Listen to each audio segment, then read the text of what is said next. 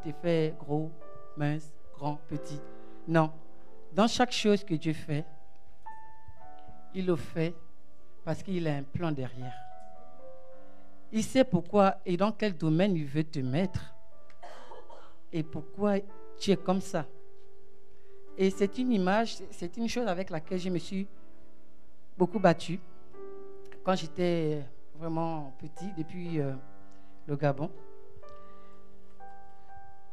Il y a beaucoup de choses que j'ai vécues. Bon, comme vous le savez, je suis né avec la drépanocytose. Et c'est une maladie qui vraiment ralentit le système, qui ralentit la croissance et autres. Et jusqu'à un moment, je ne prenais pas conscience de ça. Ça ne me disait même rien du tout. Et un jour, on a un cousin qui est arrivé, qui n'avait pas grandi avec nous. Il avait eu une autre vie, une autre façon de voir, une autre façon d'être éduqué. Et il avait un palmarès de filles à son tableau. Et j'avais une quinzaine d'années. Et voici que non. À cet âge-là, il y avait une fille qui m'intéressait.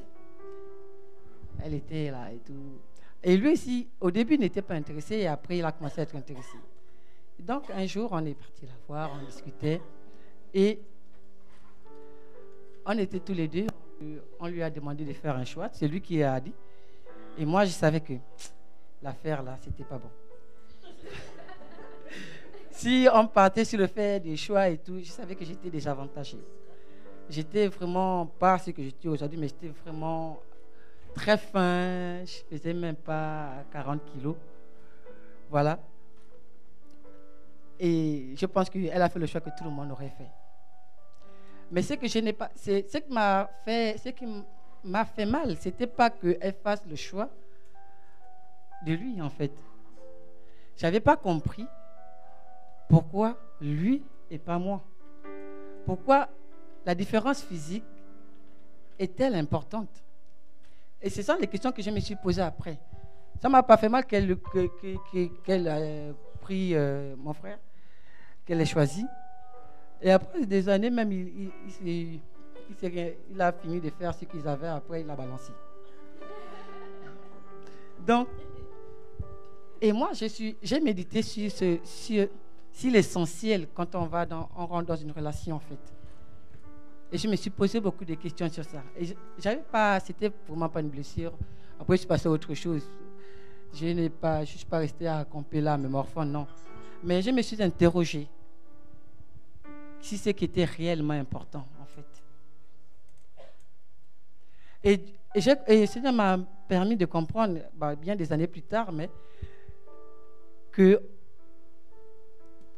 l'image que Dieu, quand lui fixe son regard sur chacun d'entre nous, quand il nous a fait d'une manière que là, à telle position, il faut que nous soyons comme ça, parce que la mission qu'il nous confie va correspondre à qui nous sommes, que ce soit physiquement, que ce soit au niveau interne, donc au niveau de notre âme, nos caractères, nos sentiments, nos façons d'être, doivent correspondre.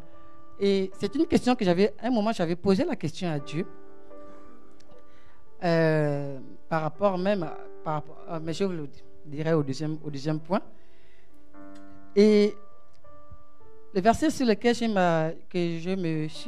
m'a beaucoup encouragé, j'étais encore jeune, mais c'était le Seigneur m'avait révélé la réponse par rapport m'avait rassuré, pas il m'avait révélé la réponse, il m'avait rassuré par rapport au verset qui est dans le passage de 1 Samuel 6, versets 6 à 13. C'est quand Samuel va chercher un nouveau roi, vu que Saül n'était plus roi, il avait été rejeté par Dieu. Et il va chercher un nouveau roi. Et là, il arrive dans la famille de David. Et le verset 6 dit, donc Samuel est avec Isaïe, le père de David. Il arrive et il dit, et en voyant, et quand Samuel rentre dans la maison, il voit le fils aîné. La Bible dit ceci. Lorsqu'ils entrèrent, il se dit en voyant Eliab, certainement, loin de l'Éternel est ici devant lui. Et l'Éternel dit à Samuel, ne prends point garde à son apparence et à sa hauteur, et à la hauteur de sa taille, car je l'ai rejeté. L'Éternel ne considère pas ce que l'homme considère. L'homme regarde à ce qui frappe à l'œil, mais l'Éternel regarde au cœur. C'est un passage que je me suis, après quelques années, que je me suis approprié, en fait.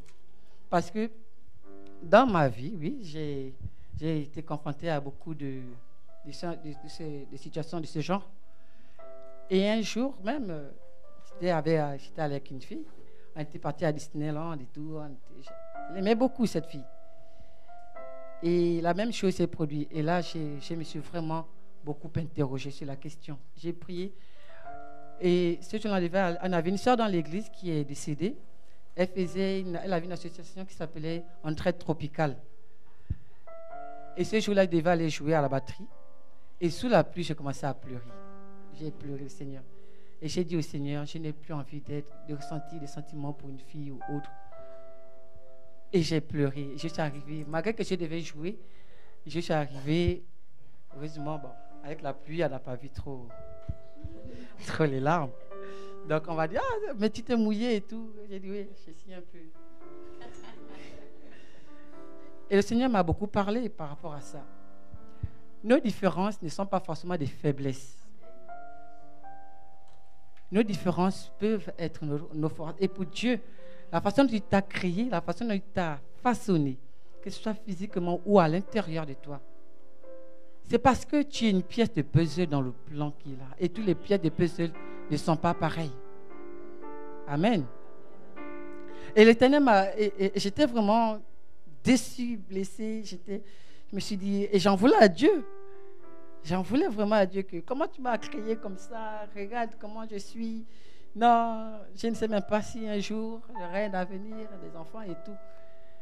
Le Seigneur a répondu à mes interrogations et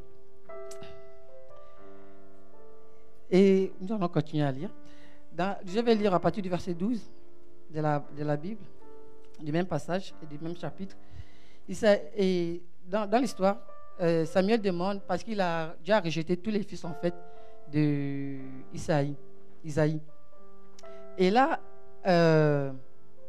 Samuel s'interroge et il dit, est-ce que c'est tous les enfants que tu as seulement? Et Isaïe dit, non, j'ai un dernier fils qui est en train de garder le troupeau. Et Isaïe envoie chercher David. Or, David était blond. Le verset 12. Or, il était blond, avec des yeux bleus et et une belle figure. L'Éternel dit à Samuel, voici, oins-le, car c'est lui.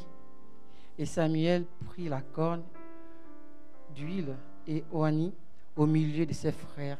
L'Esprit de l'Éternel saisit David à partir de ce jour et dans la suite. Samuel se leva et il s'en alla à Rama. Voici quelqu'un sur qui on ne misait pas. Comme le pasteur le dit souvent, à cette époque-là, les critères pour être roi étaient basés sur le physique. Il fallait être comme ci, il fallait être grand, il fallait être... Et c'est pour ça que quand il a vu Eliab, il s'est dit, ah, voici un grand, voici... Et l'Éternel dit, non, ce n'est pas lui. Et on lui ramène quelqu'un qui est petit, qui n'avait pas la prestance d'un roi. Et là, le Seigneur dit que c'est lui que j'ai choisi. Et des fois, nous portons des fois nos regards sur des choses, comme la Bible a dit, sur ce qui frappe à l'œil. Or que Dieu ne considère pas les choses que l'homme considère de la même manière que l'homme le considère. Dieu a sa façon de voir les choses. Et c'est une situation qui m'a beaucoup interpellé. C'était quand j'étais encore en formation en 2000. On était encore à Euro-Hôtel quand j'ai vécu cette situation-là. Et le Seigneur m'a beaucoup parlé, il m'avait interpellé, il m'avait parlé.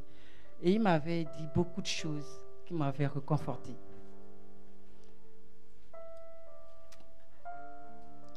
Nous allons continuer et nous allons voir le deuxième point, qui est la différence interne.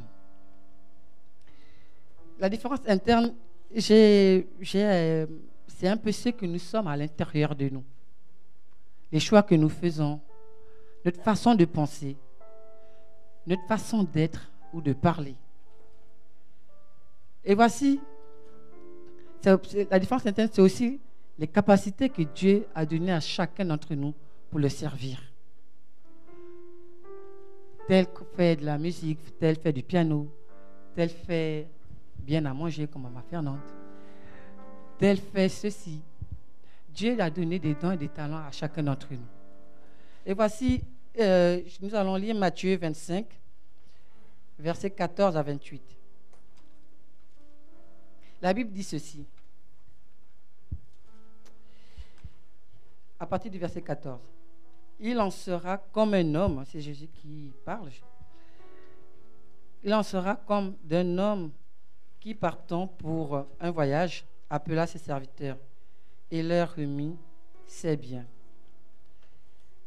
Il donna 5 talents à l'un, 2 talents à l'autre et 1 au troisième, à chacun selon sa capacité. Et il partit aussitôt.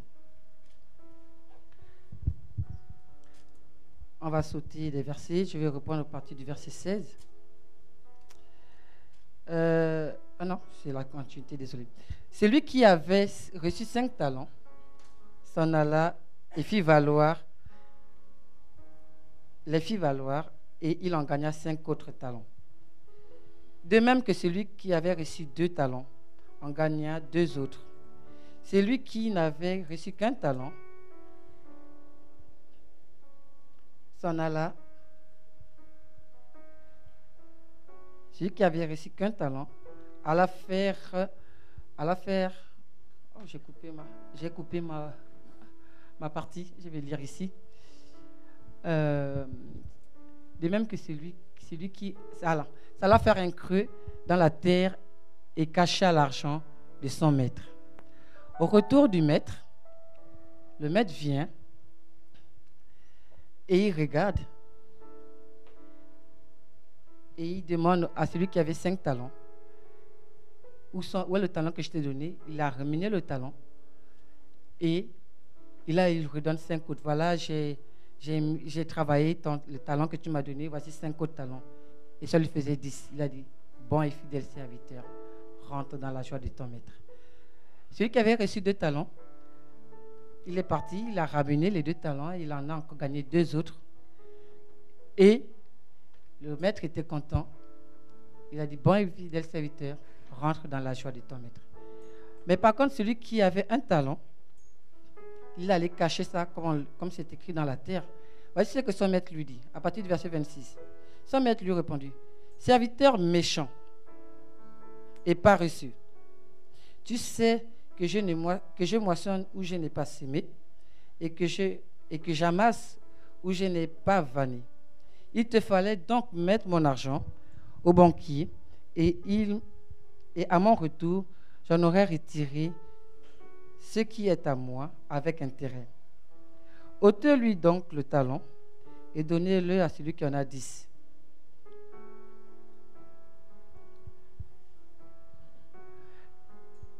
Et là aussi, le Seigneur j'ai été encore aussi interpellé par ça. Et là, c'était ici, c'était à l'église. Vous savez, on encourage les gens dans l'église à aller au bout de leur capacité, au bout de là où ils peuvent aller. Amen. Et c'est une très bonne chose. Le pasteur Laurent dit toujours, si tu as la capacité d'aller jusqu'au BTS, maîtrise ou bien master ou doctorat, vas-y. Si tu as cette capacité, ne t'arrête pas en chemin. Mais si tu n'as pas cette capacité, arrête-toi où tu peux. Et j'étais encore J'ai tenté de passer mon CAP, petit enfant. Et en moi est monté un truc. Je me suis dit, waouh, je n'ai pas eu mon bac à ce temps-là.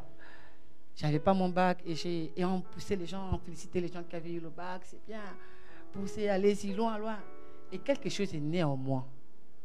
Je me suis dit, mais moi je n'ai pas le bac. Est-ce que je vaux quelque chose en fait? Et ça a créé une révolte en moi. Ça a créé une véritable révolte en moi. Et je me suis mis en mode compétition. Or que Dieu ne nous appelle pas à la compétition dans l'église. Dieu a donné à chacun sa capacité. Et je me suis mis en mode compétition. Je me suis dit, si je ne peux pas exceller avoir dans le niveau études générales, je vais exceller autre part, mais je me mets en mode compétition. Et j'ai travaillé comme si j'étais en rivalité avec les gens dans l'église. Et je suis allé et j'ai progressé. Mais ce qui était bizarre, c'est que lorsque les progrès que je faisais, c'est comme si ce n'était pas visible dans l'église. Et ça me fâchait à l'intérieur de moi. Et je n'étais pas bien. Je me dis, Seigneur, je fais ça, je sais faire déjà ça là. Et il n'y a personne qui sait le faire. Ou je suis le premier à le faire. Mais j'ai compris que le Seigneur travaillait aussi en moi. Il travaillait vraiment en moi. Et après, j'ai avancé. Je suis allé faire les camps. J'étais un peu comme un rebelle dans l'église, mais ça ne se voyait pas. Je faisais les choses. Et je voulais toujours, parce que j'étais comme en concurrence. Mais je ne savais pas qu'en même temps, le Seigneur travaillait en moi. Il me faisait grandir. Mais il me faisait aussi expérimenter des choses. Que la différence n'est pas forcément un échec ou une faiblesse aux yeux de Dieu. Au contraire, quand tu excelles dans ton domaine, c'est ton domaine. Et quand ce n'est pas ton domaine, ce n'est pas ton domaine. Dieu ne t'a pas donné ça.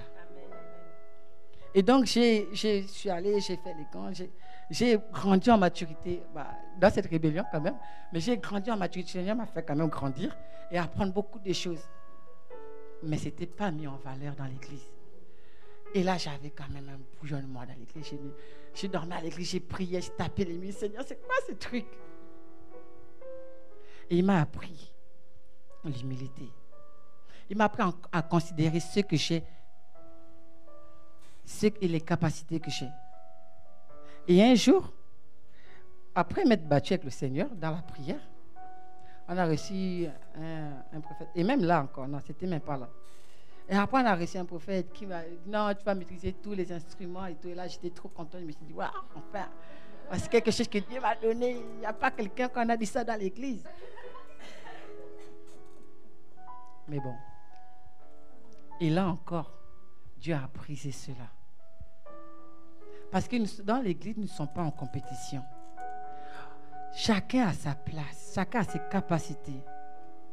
Et il m'avait interpellé sur le fait que il y a une personne dans la Bible, je ne sais pas, je l'ai entendu 2 fois depuis que je suis à Ciel. Et c'est le pasteur Cyril qui prêchait, mais je ne sais plus la référence. Il s'est tenté de bâtir ensemble. Et il s'est tenté de tailler les pierres par rapport aux besoins de la construction.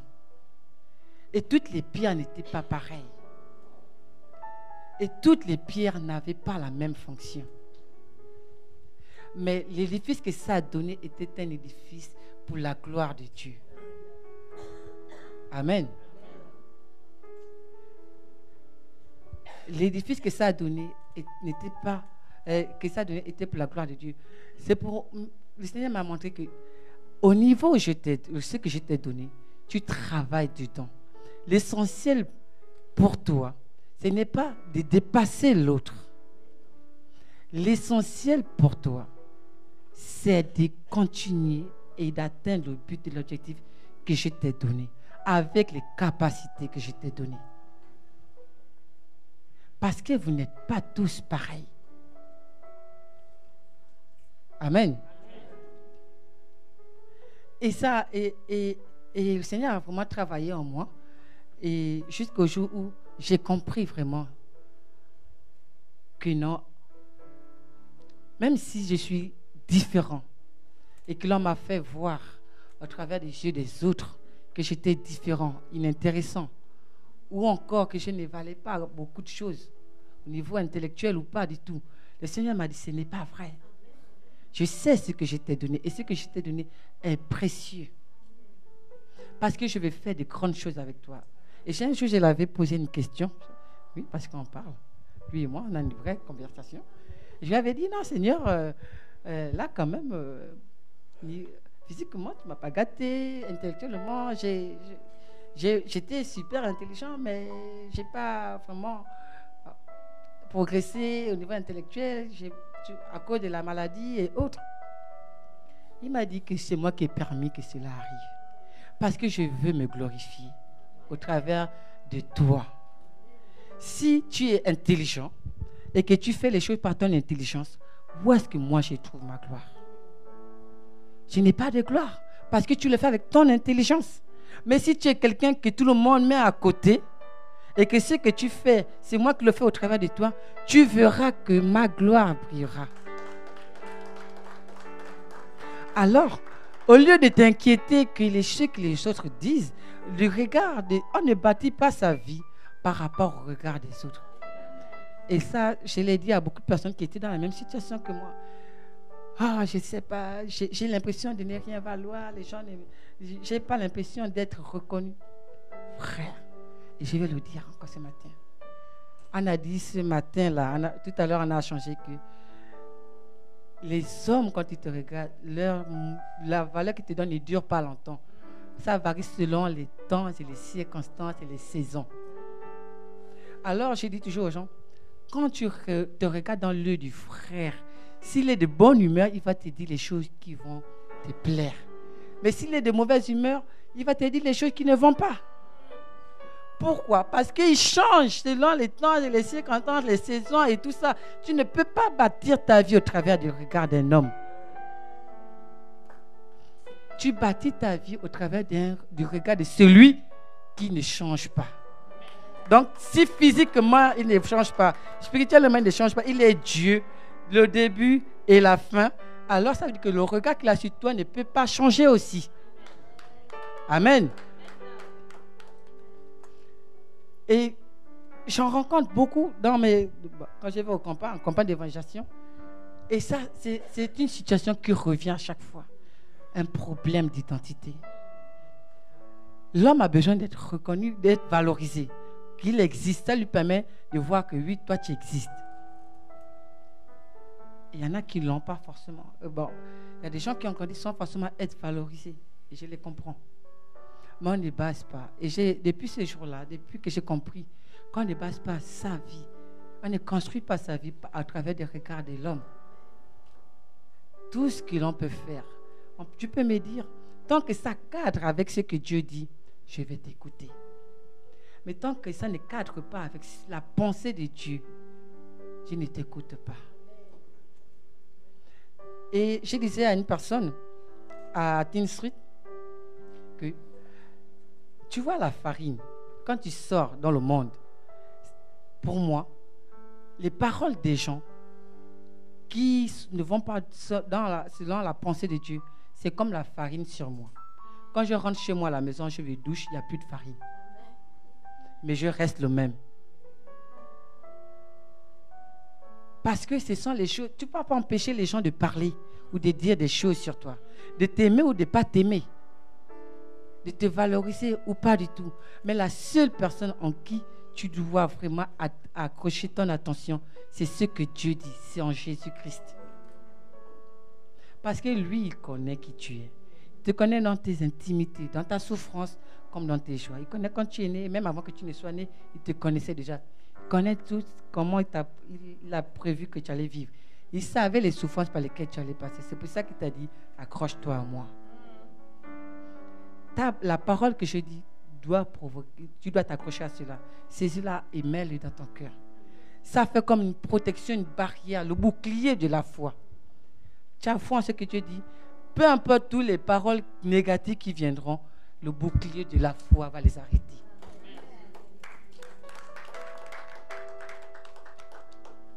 On ne s'enracine pas aux paroles des gens, des hommes et des gens qui nous entourent. Et celui qui a eu reçu un talent, quel est le cachet? Il était un mauvais serviteur. La Bible le dit. Chacun d'entre nous a reçu un talent. Au minimum un talent. Il y en a qui ont reçu 10. Il y en a qui ont reçu beaucoup plus. Je ne sais pas si ils auront le temps de tout fructifier avant d'aller au ciel. Mais il y en a qui ont reçu un talent. Et je ne sais pas qui le disait, c'est l'apôtre Sourèche, peut-être, qui le disait. Il disait, vous savez, devant Dieu, ce n'est pas le nombre de talents que tu as qui est important. C'est le fait d'atteindre, le fait de pouvoir fructifier le talent que Dieu t'a donné qui est important. Celui qui a reçu 10 talents là, s'il n'arrive pas à fructifier les 10 talents, il est moins que celui qui a le 1 là qui a été fructifié. Est-ce que vous savez ça? Parce que lui, il a atteint l'objectif que Dieu lui a fixé. Mais l'autre, pas du tout. Alors chacun a ses capacités. Ne regarde pas la capacité de l'autre. Ne regarde pas ce que l'autre a ou n'a pas. Dans l'église, on n'est pas en concurrence. Et je l'ai bien compris parce que Dieu me l'a bien fait comprendre. On est tous différents. La société veut nous tailler pour rentrer dans des cases. Tu rentres là, toi tu es comme ça. Non. Parce que si on est tous pareils, où est la créativité de Dieu? Où est l'extraordinaire de Dieu? Dieu a créé le soleil et la lune. Chacun a son rôle. Parce qu'il savait qu'il allait faire nuit et il allait faire jour. Amen. Et c'est là où, vraiment, Dieu nous attend à faire fructifier ce que nous avons, à considérer les capacités que nous avons. Si tu as plus, glorifie Dieu. Tu souhaites aussi du courage pour fructifier tous les 100, 200 ou les 10 que tu as. Parce que tu as la capacité. Mais si tu dors, le temps passe. Et devant Dieu, Dieu va te dire que je t'ai donné les 5 talents. C'est où? Et moi, des fois, j'ai peur. Je me dis, on m'a dit ici là que je maîtrise. Dieu m'a donné le don de maîtriser tous les instruments. Mais pour le moment, là, c'est pas encore ça. Donc, j'ai peur. Quand Dieu va me dire que bon, fais-moi maintenant le violon. Violon, je ne connais pas. Oui. Mais celui à qui on a donné la guitare, lui, il a atteint son objectif. Il joue sa guitare. Gloire. Toi, tu es un bon serviteur. Rends à la joie de toi. Joue le violon. Tu sais, j'ai envie de t'écouter. Ah, Seigneur, je ne connais pas. Ah, donc tu n'as pas atteint ton quota. C'est un peu comme ça. Bon, j'ai mis un peu une image, mais ce n'est pas comme forcément comme ça que ça va. Mais nous allons rendre compte de ce que nous avons. Amen. Mais aussi tu es quelqu'un, tu sais que tu as je n'ai reçu qu'un seul talent. Je ne suis pas content d'avoir reçu qu'un seul talent. Seigneur, donne-moi d'autres. Mais celui qui est là, qui dort déjà là, tu n'as même pas encore commencé à le faire fructifier. Dans l'église, il y a des gens qui ont des capacités, qui dorment encore. Mais comme ça ne correspond pas à ce qu'eux ils voulaient, peut-être, je ne sais pas. Donc, ils ne sont pas actifs dans l'église. Je ne sais pas. Et le troisième point que je voulais aussi aborder, c'est celui du positionnement. Différence de position. Et on l'a bien vu. Dimanche dernier, le pasteur l'a bien expliqué par rapport au tabernacle. Vous savez, au tabernacle, ils étaient vraiment très, très, très nombreux. Très, très, très, très, très, très, très nombreux. Ce n'est pas tout le monde qui était à côté du tabernacle, où il y avait les tentes. Mais chacun avait son rôle. Amen. Chacun avait sa position. Dans un château, ce n'est pas tout le monde qui garde le roi. Qui est à côté du roi, qui est soldat du roi à côté. Non. Mais chacun sait que là où il est placé, il doit veiller. Amen. Ton positionnement dans l'église, c'est important parce que c'est Dieu qui t'a placé là. Si tu chantes au micro, c'est bien. Mais ce n'est pas parce que toi tu es au fond, Dieu t'a mis que non, tu gères là-bas. Tu vois l'autre maintenant en train de parler au micro, tu veux maintenant venir faire comme lui. Non. Parce que Dieu ne t'a pas donné cette capacité-là. Si Dieu t'a donné cette capacité, c'est gloire à Dieu, tu viendras un jour. Mais s'il ne t'a pas donné cela, il t'a positionné là-bas, alors, s'il te plaît, fructifie là-bas. Parce que quand les gens rentrent, c'est là-bas d'abord qu'ils rentrent. Ce n'est pas là, ici, sur l'estrade. Ça veut dire que tu es une sentinelle dans ta position là-bas. Et tu dois veiller à ce que la maison de l'Éternel, tout soit en ordre. Amen. Et non, c'est les rivalités et autres dans la maison de Dieu. Et on ne peut pas bâtir comme ça. Et nous allons prendre ce dernier passage de la Bible. Philippiens 3, 13 à 15. C'est Paul qui parle. Il parle par rapport au positionnement. Il dit, frère, je ne pense pas l'avoir saisi, mais je fais une chose, oubliant ce qui est en arrière et me portant vers ce qui est en avant. Je cours vers le but pour remporter le prix de la vocation céleste de Dieu en Jésus-Christ. Nous tous donc qui sommes parfaits, ayant cette même pensée. Et si vous êtes en quelques points d'un autre avis, Dieu vous éclairera là-dessus aussi. Voici, Paul, il qualifie sa vie comme une course. Tout le monde court. Chacun d'entre nous courons. Nous courons dans notre vie chrétienne. Chacun court à son rythme, à sa position. On ne court pas en regardant la position de l'autre. Lui, il court. Avec Dieu, il n'y a pas que non, tel a dépassé, non, tel remonte, non, tel... Il les dépasse encore. Ce n'est pas la course des chevaux. Ce n'est pas une seule botte. Il court parce qu'il a un objectif. Il n'y a pas qu'une seule couronne, il n'y a pas qu'un seul prix devant. Chacun d'entre nous a un prix qu'il doit atteindre. Ce n'est pas que non, il est arrivé en premier, il n'y aura plus de prix. Non. Il y a un prix pour chacun d'entre nous. Et chacun doit courir afin de remporter le prix. Amen. Et c'est ça qui est important. Et c'est la pensée que Dieu avait vraiment mis dans mon cœur ce matin. Que accepte la position où tu es. Accepte les capacités où tu es. Et accepte d'être comme tu es. Tu ne peux pas baser ta vie, ton avenir, par rapport sur le regard de quelqu'un d'autre, sur le commentaire de quelqu'un d'autre. Je vois les gens sur Facebook, il n'a pas mis le commentaire, un petit commentaire qui te déplaît là, tu mets supprimé. Parce qu'il faut que les commentaires sur ton Facebook doivent être au top. Ce n'est pas ce que Dieu attend de nous. Nous ferons des erreurs, nous ne sommes pas parfaits, tous. Mais nous ne sommes pas aussi là pour être des meilleurs. Dieu ne nous appelle pas à être des meilleurs, des premiers. Dieu t'appelle à être le meilleur dans ton domaine. Oui. Mais pas le meilleur en rivalité avec quelqu'un d'autre. Non. Dans l'église, non. Parce que tu n'es pas comme l'autre. Amen. Courons afin de remporter le prix que Dieu nous donne. Et cette course-là, c'est le travail. Mets tes capacités pour l'œuvre de Dieu. Et si les capacités que tu n'as pas, tu n'en as pas.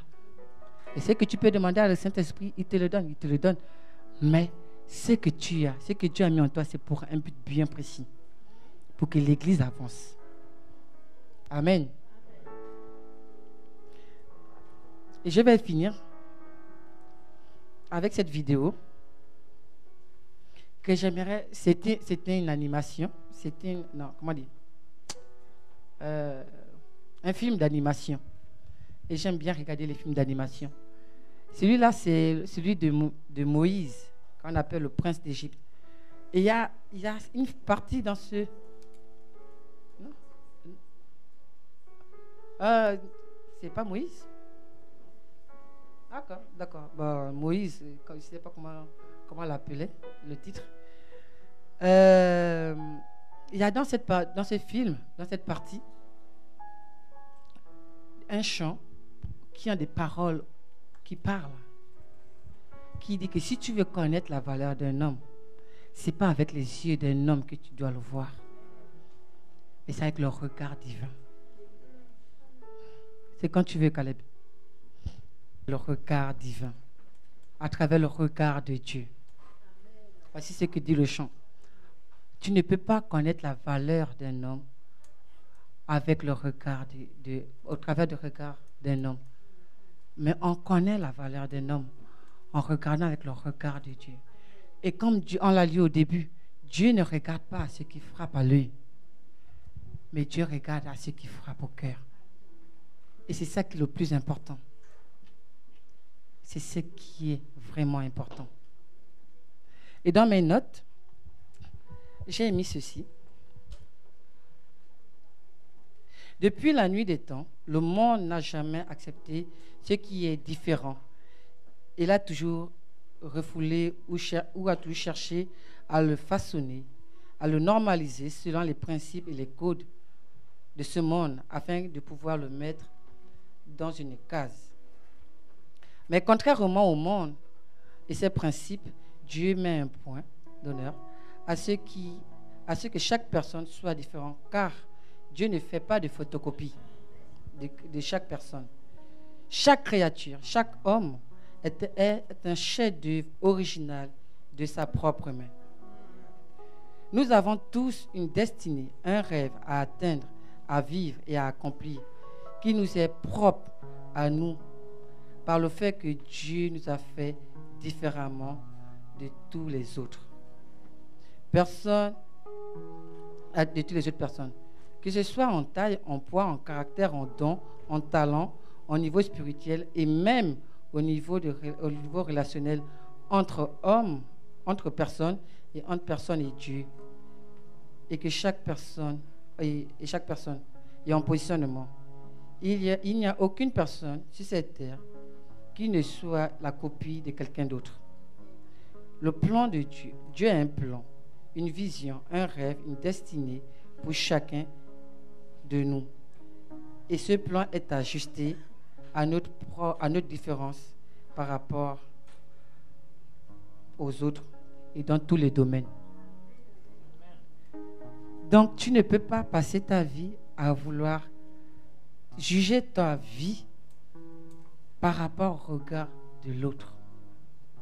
Dieu mettra sur ton chemin des gens qui t'aideront à grandir. Ils ont la pensée de Dieu. Et donc, ce qu'ils vont te dire va correspondre à ce que Dieu veut faire dans ta vie. Mais les gens qui n'ont pas la pensée de Dieu, tu ne peux pas évaluer ta vie avec ceux qui ne connaissent pas ce que Dieu veut. Quelle est la pensée de Dieu? Dieu a fait tout homme différent, que ce soit physique, que ce soit émotionnellement ou spirituel. Chaque personne a un positionnement dans le grand plan de Dieu. Parce que Dieu a un plan où chacun d'entre nous, nous sommes une pièce de puzzle. Et ça, c'est important de le comprendre. Nous sommes tous une pièce de puzzle et toutes les pièces de puzzle ne sont pas pareilles. Prends deux pièces de puzzle qui sont semblables, mets-les à côté et tu verras que ça ne passe pas. Amen. Merci. Alléluia. Je voulais qu'on prenne un temps, qu'on rentre en nous.